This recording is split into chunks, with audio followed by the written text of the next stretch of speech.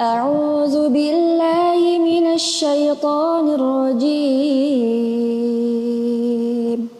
ومن آياته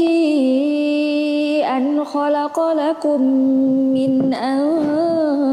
أنفسكم